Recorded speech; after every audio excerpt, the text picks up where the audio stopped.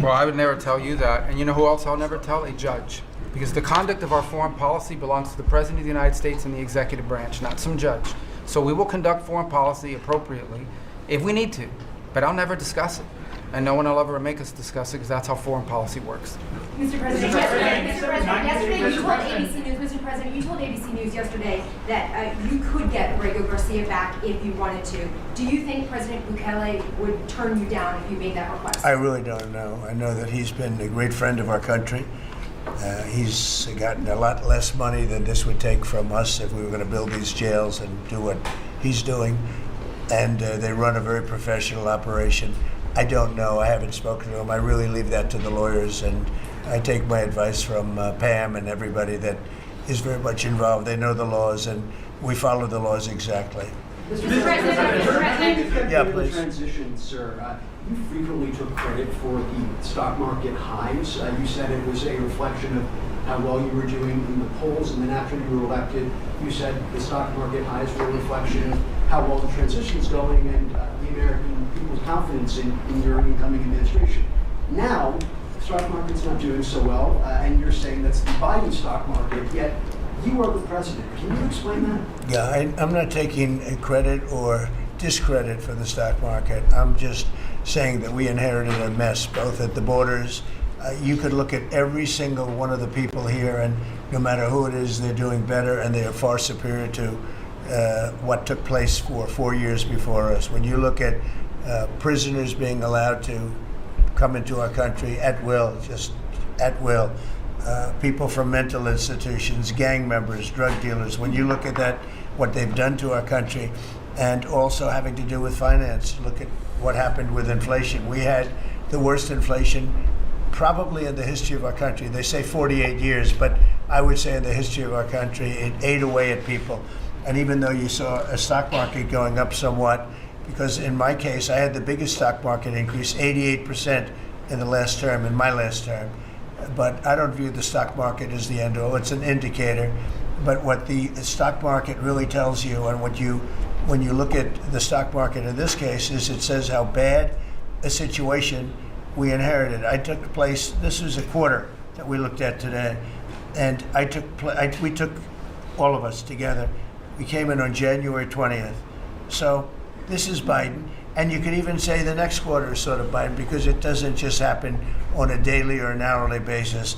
But we're turning it around. It's a big ship to turn around, and we're going to have the greatest country financially in the history of the world, I believe. I think we're going to do things and we had to do it. We reset the table. Every single country, with just about without exception. I'd have to really think hard for who hasn't taken advantage. And I don't even blame those countries. I blame the person that was sitting right here where I am for allowing it to happen, where our country was ripped off on trade, hundreds of billions of dollars. And now we're doing better than we've done in a long time. You know, we were losing $4 to $5 to even $6 billion a day on trade with Biden. And now we have it down to a very manageable number, and the tariffs, for the most part, haven't even kicked in yet. So that's the way. Stock markets, to me, are an indication, but the big indication is what's happening, and the people around the table know what's happening. The Prime Minister of Canada ran against, not only against the Conservatives, but also against you. Well, yesterday, both parties. Right, yeah, and yesterday he spoke about American betrayal. Are you interested in rebuilding relations with Canada, and if so, how?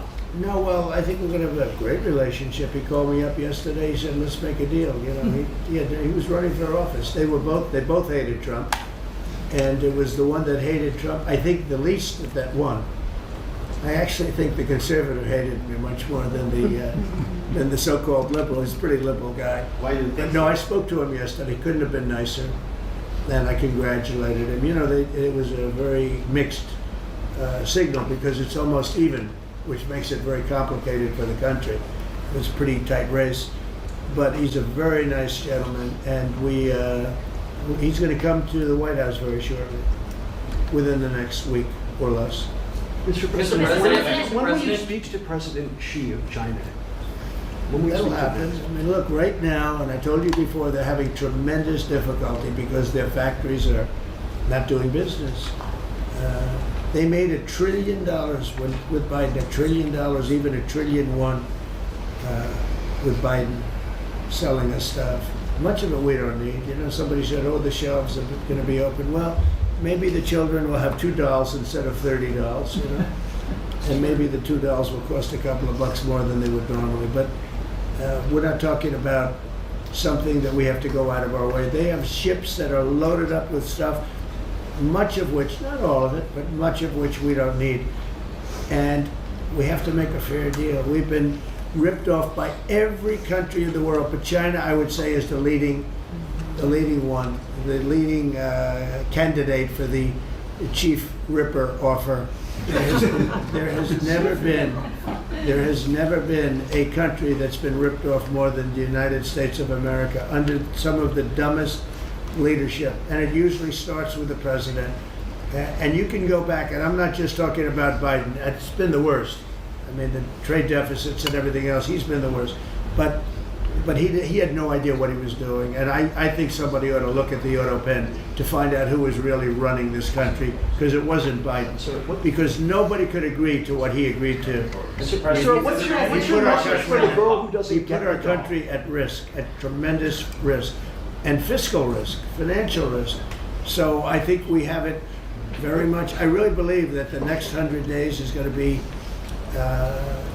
even better than this. Look, I read an editorial yesterday from a group that normally wouldn't write that this is the most consequential presidency in history, in the history of our country.